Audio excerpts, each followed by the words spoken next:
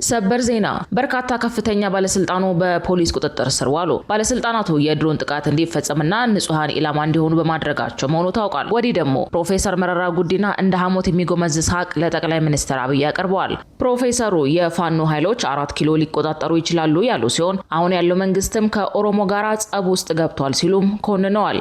ይህ አዲስ ፖስት ሚዲያ ነው። የከበረ ሰላምታችን በያላችሁበት ይድረሳችሁ። ለአሁን የተደመጡ እናንተን የሚመጥኑ መረጃዎችን አጠናክረን መተናል። አስቀድማችሁ ቪዲዮ ላይክ እና ሼር በማድረግ አብራችሁ እንድትቆዩ ግብዣችን ነው። ዋና ዋናዎቹን እናስቀድም።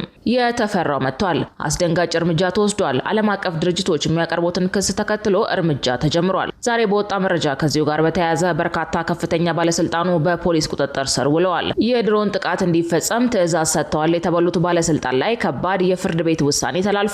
ባለስልጣኑ 30 ዓመታት ሙሉ እንዲታሰሩ ፍርድ ቤት ውሳኔ ማሳለፉን ከፍተኛ መነጋገሪያ ሆኗል። በዝርዝር እናስደምጣቸዋለን።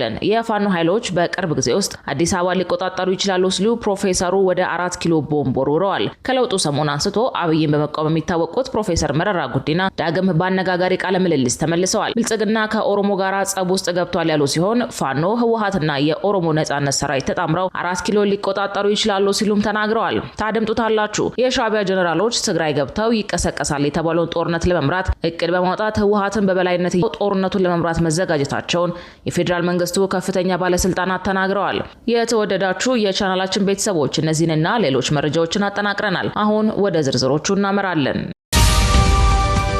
የፋኖ ኃይሎች በቅርብ ጊዜ ውስጥ አዲስ አበባ ሊቆጣጠሩ ይችላሉ ሲሉ ፕሮፌሰሩ ወደ 4 ኪሎ ቦምብ ወርውረዋል። ከለውጡ ሰሞን አንስቶ አብይን በመቃወም የሚታወቁት ፕሮፌሰር መረራ ጉዲና ዳግም በአነጋጋሪ ቃለ ምልልስ ተመልሰዋል። ብልጽግና ከኦሮሞ ጋር ጸብ ውስጥ ገብቷል ያሉ ሲሆን ፋኖ፣ ህወሓትና ኦሮሞ ነጻነት ሰራዊት ተጣምረው 4 ኪሎ ሊቆጣጠሩ ይችላሉ ሲሉም ተናግረዋል። ፕሮፌሰር መረራ ከሪፖርተር ጋዜጣ ጋር ባደረጉት ቆይታ ስለ አማራ፣ ኦሮሚያና ትግራይ ክልል አሁናዊ ሁኔታ ሰፊ ማብራሪያ የሰጡ ሲሆን የኢትዮጵያን የወደፊት ዕጣ ፈንታዎች በተመለከተም 3 ሴናሪዎችን አቀርበዋል። የታጠቁ ኃይሎች በየአቅጣጫው ገፍተው የጠቅላይ ሚኒስትር አብይ አህመድን አስተዳደር መንግስት መሆን የማይችልበት ደረጃ ላይ ሊያደርሱት እንደሚችሉም አስጠንቅቀዋል። መንግስት የፖለቲካ አለመግባባቶችን በሰላማዊ መንገድ ለመፍታት ቁርጠኛ ካልሆነ ሄዶ በታጠቁ ኃይሎች ከበባ ውስጥ ሊገባ እንደሚችልም አክለዋል። ፕሮፌሰሩ እንደ ፖለቲከኛ የኢትዮጵያ አሁናዊ የሰላምና የጸጥታ ሁኔታ ወዴት ያመራል የሚለውን በተመለከተ የቢሆናል ትንተና አቅርበዋል። በዚህም 4 ጉዳዮችን ያቀረቡ ሲሆን ከሁሉም የከፋው የአብይ አስተዳደር መንግስት መሆን ተስኖት ሀገሪቱን እንደ ሶማሊያ የከፋ ቀውስ ውስጥ ልትገባ ትችላለች የሚለው ነው። አንደኛው የቢሆናል ትንተናቸው አሁን ያለው የእርስ በርስ ጦርነት ባለበት ሁኔታ ለተወሰኑ ጊዜያት ይቀጥላል የሚል ነው። ቀውሱ ባለበት ሁኔታ ሊቀጥል የሚችለው ግን ለተራዘመ ጊዜ ሳይሆን ለተወሰነ ጊዜ በመሆኑ ቀጣይ የሚመጣው ነገር ሁለት መልክ እንዳለው ጠቁመዋል። ይህም የጠቅላይ ሚኒስትር አብይ አስተዳደርና ታጣቂ ኃይሎች ቃል በገስ ወደ ድርድር ይመለሳሉ የሚል ነው። በውጭ ኃይሎች ጫናም ይሁን በራስ ተነሳሽነት መንግስትና ታጣቂዎች ሰላም ለማውረድ ካልፈቀዱ የሚመጣው ነገር አስፈሪ ሊሆን እንደሚችልም ሶማሊያና ዩጎዝላቪያን በምሳሌነት ጠቅሰው አስጠንቅቀዋል። በድርድር ወደ ሰላም መመለስ ካልተቻለ በየአቅጣጫው የሚንቀሳቀሱ የታጠቁ ኃይሎች መንግስትን ከበባ ውስጥ ሊያስገቡ እንደሚችሉ ገልጸዋል። የታጠቁ ኃይሎች በየአቅጣጫው ገፍተው መንግስትን ሊጥሉ የሚችሉበት አጋጣሚ ሊፈጠር ይችላል ያሉት ፕሮፌሰር መረራ ሁሉም በየፊናው ከታጠቀ የሚጠበቀው ይሄው ነው ብለዋል። መንግስትና ታጣቂዎች ወደ ድርድር ከመግባት ይልቅ በኃይል መሸናነፍን ገፍተው ከቀጠሉ ለማንም የማይበጅ ነገር ይፈጠራል ያሉ ሲሆን ታጣቂዎች በየአቅጣጫው ገፍተው መንግስትን መጣል ቢችሉ እንኳን መልሶ መንግስት ማቆም ይችላሉ የሚለው ጉዳይ አጠያያቂ ነው ብለዋል።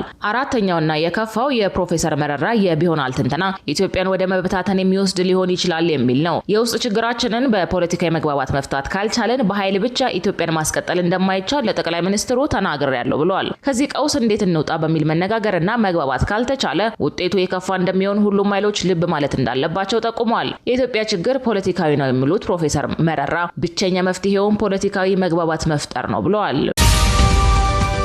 ወደ ሌላኛው ጉዳያችን ስናመራ የሻዕቢያ ጀነራሎች ትግራይ ገብተው ይቀሰቀሳል የተባለውን ጦርነት ለመምራት እቅድ በማውጣት ህወሓትን በበላይነት እየመሩ መሆኑ ተሰማ። ጀነራሎቹ ከመቀሌ እስከ ተከዜ ጫፍ ከራያ እስከ አፋር ግንባሮች ተሰማርተው ጦርነቱን ለመምራት መዘጋጀታቸውን የፌዴራል መንግስቱ ከፍተኛ ባለስልጣናት ተናግረዋል። የሻዕቢያ ጀነራሎች ትግራይ ገብተው የጦርነት እቅድ አውጥተው እየመሩ ነው ያሉት የስምረት ፓርቲ ከፍተኛ አመራሩና የትምህርት ሚኒስትር ዴኤታው ፕሮፌሰር ክንደያ ገብረ ህይወት ናቸው። ፕሮፌሰሩ በትግራይ ወቅታዊ ሁኔታ ላይ ለአዲስ ዘመን ጋዜጣ በሰጡት ማብራሪያ የህወሓትና የሻዕቢያ ጀነራሎች የጋራ ጦርነት እቅድ ማውጣታቸውን ገልጸዋል። ፕሮፌሰሩ በማብራሪያቸው አሁን ላይ የትግራይን ዕጣ ፈንታ እየወሰነ ያለው ሻዕቢያ መሆኑን ተናግረዋል። የትግራይን ሰላም እየረበሸ ያለው ሻዕቢያ ነው ያሉት ክንደያ የኢሳያስ አፈወርቂ አምባገነን አስተዳደር በቀጥታ እጅን አስገብቶ እያዘዘ ነው ብለዋል።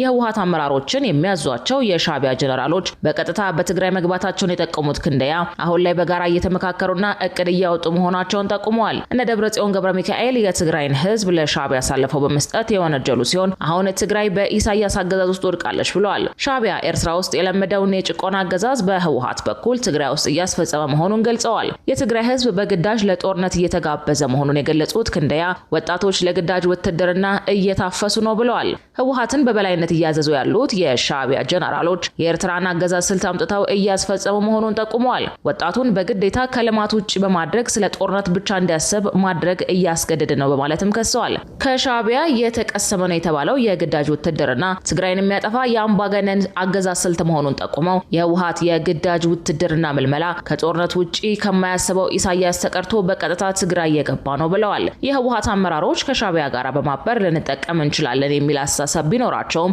ኢሳያስ ግን የራሱን አጀንዳ ለማስፈጸም መጠቀሚያ ያደረጋቸው መሆኑን ጠቁመዋል። በመሪ ደረጃ ማንኛውም ጎረቤት ሀገር በሰላም መኖር ጥሩ ቢሆንም ከሻዕቢያ ጋር የተጀመረው ህብረት ግን የትግራይን ህዝብ ተስፋ ጭላንጭል የሚያጠፋና እኩይ ግንኙነት ጥምረት ይኖረዋል ብለዋል። እነ ደብረጽዮን ከሻዕቢያና ከሱዳኑ ጀነራል አልቡርሃን ጋር የፈጠሩት ጥምረት ትርፉ ጥፋት መሆኑን ገልጸዋል። የትግራይን በሰላም የመቀጠል እና ወደ ጦርነት የመግባት ጉዳይ የሚወስኑት እነዚሁ ኃይሎች መሆናቸውን እየታዘብን ነው ብለዋል። ሻዕቢያ በትግራይ እጁን እንዳስገባ ሁሉ ሱዳንና ግብጽም በሀገር ውስጥ ካሉ ጸረ ሰላም ኃይሎች ጋር ግልጽ እንቅስቃሴዎችን እያደረጉ መሆኑን ክንደያ ጠቁመዋል። አሁን የተፈጠረው የጦርነት ስጋት ትግራይን በብቸኝነት የተቆጣጠሩት እነ ደብረጽዮን የሚወስኑት ሳይሆን የውጭ ኃይሎች ትዕዛዝ ነው ብለዋል።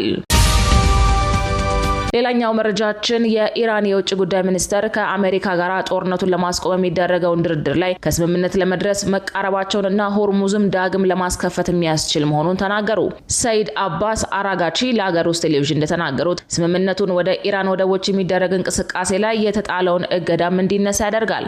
ነገር ግን በኢራን የኒውክሌር ፕሮግራም ላይ የሚደረገው ድርድር ከዚህ በኋላ እንደሚጀምር አስታውቀዋል። የአሜሪካ ባለስልጣናት የስምምነቱን የተወሰኑ ዝርዝሮችን እውነተኛ መሆናቸውን አረጋግጠው የኢራን ምጣኔ ሀብታዊ ተጠቃሚነት ቴህራን ግዴታዎቿን በማክበሯ ላይ የተመሰረቱ ናቸው ብለዋል። የኢራን ጦርነት የተጀመረው የካቲት 21 2018 ዓ.ም እስራኤልና አሜሪካ ድብደባ ከፈጸሙ በኋላ ነው። ከዚያ በኋላ የዓለም 1/5 የነዳጅ ዘይትና የተፈጥሮ ጋዝ መተላለፊያ የሆነው የሆርሙዝ ወሽመጥ ሙሉ በሙሉ ተዘግቷል። በሚያዝያ ወር በሁለቱ ሀገራት መካከል የተኩስ አቁም ቢደረግም ኢራንና አሜሪካ ይህንን ሳምንት ጨምሮ አንዳቸው ሌላኛቸው ላይ ድብደባ ፈጽመዋል። የአሜሪካው ፕሬዝዳንት ሐሙስ ዕለት ኢራን ላይ ለመፈጸም ታቅዶ የነበረውን ጥቃት መሰረዛቸውን ተናግረዋል። ፕሬዝዳንቱም ለምን እንደሰረዙት ሲያስረዱም ተደራዳሪዎች ሊፈረም የሚችል ስምምነት ላይ ደርሰዋል ብለዋል። አርብ ዕለት የኢራን መገናኛ ብዙሃኖች ሁለቱ ሀገራት የሚደራደሩባቸውን ባለ 14 ነጥብ ሰነድ ውስጥ የተወሰነውን አጋርተዋል። ትራምፕ ግን ከተስማማንባቸው ነጥቦች ጋር ምንም አይነት ግንኙነት የላቸውም፣ እንዲሁም ከእውነታ ጋር ምንም ትስስር የለውም ሲሉ ውድቅ አድርገውታል።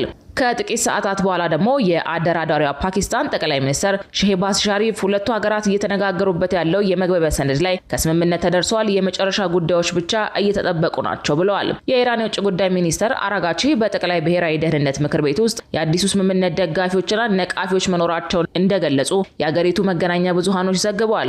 ይሁን እንጂ የጋራ ውሳኔ ላይ አልደረስንም ካሉ በኋላ ለአሁኑ መጠበቅ ይኖርብናል፣ ስምምነቱ ከጸደቀ ከርቀት ይፈረማል ሲሉ አክለዋል። እስራኤል በአሜሪካና ኢራን ስምምነት ውስጥ ተሳታፊ አይደለች። ለአመታት ኢራን በምዕራባውያን የኒውክሌር ጦር መሳሪያ ልትገነባ ነው የሚል ወንጀላም ሲቀርብባትም ቆይቷል። ኢራን በበኩሏ ፕሮግራሙ ለኤሌክትሪክ ኃይልና ለምርምር አገልግሎት ብቻ የሚውል ነው በማለት ስታስተባብል ነበር። ሌላኛው መረጃችን የተፈራው መጥቷል። አስደንጋጭ እርምጃ ተወስዷል። ዓለም አቀፍ ድርጅቶች የሚያቀርቡትን ክስ ተከትሎ እርምጃ ተጀምሯል። ዛሬ በወጣ መረጃ ከዚሁ ጋር በተያያዘ በርካታ ከፍተኛ ባለስልጣኑ በፖሊስ ቁጥጥር ስር ውለዋል። የድሮን ጥቃት እንዲፈጸም ትዕዛዝ ሰጥተዋል የተባሉት ባለስልጣን ላይ ከባድ የፍርድ ቤት ውሳኔ ተላልፏል። ባለስልጣኑ 30 ዓመት ሙሉ እንዲታሰሩ ፍርድ ቤት ውሳኔ ማስተላለፉን ከፍተኛ መነጋገሪያ ሆኗል። የቀድሞው የደቡብ ኮሪያ ፕሬዝዳንት ወደ ሰሜን ኮሪያ ድሮን በመላካቸው የ30 ዓመት እስራት ተፈርዶባቸዋል። የደቡብ ኮሪያ ፍርድ ቤት የቀድሞውን የሀገሪቱን ዩን ሱክ ዩል ወደ ሰሜን ኮሪያ ድሮን በመላካቸው ተጨማሪ የ30 ዓመት እስራት ውሳኔ አስተላልፏል። አቃቤ ሕግ እንዳለው የቀድሞ ፕሬዝዳንት ወታደራዊ አገዛዝ ማወጃቸውን ለመሸፈን ፒዮንግያንግን ለማስቆጣት ሞክረዋል ያሉ ሲሆን በአውሮፓውያኑ 2024 ወታደራዊ አገዛዝን አወጀው አገራቸውን ወደ ፖለቲካዊ ቀውስ ከመክተታቸው ጋር በተያያዘ መታሰራቸው ይታወሳል። ወታደራዊ አገዛዝ ያወጁት ሀገሪቱን ከጠላት ለመከላከል መሆኑን ቢገልጹም ከፍተኛ ተቃውሞ ገጥሟቸዋል። ያቀረቡት የወታደራዊ አገዛዝ ሀሳብ ከከሸፈ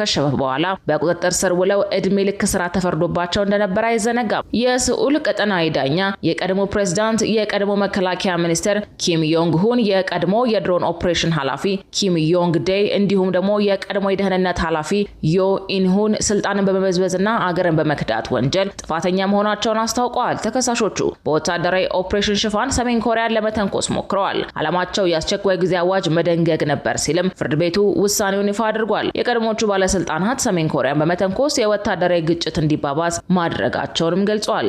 ክቡራትና ክቡራን የአዲስ ፖስት ቤተሰቦቻችን ለሰዓቱ የተጠናቀሩት መረጃዎች እነዚህን ይመስል ነበር። እስከ ፍጻሜው ድረስ ስላደመጣችሁን ከልብ እናመሰግናለን።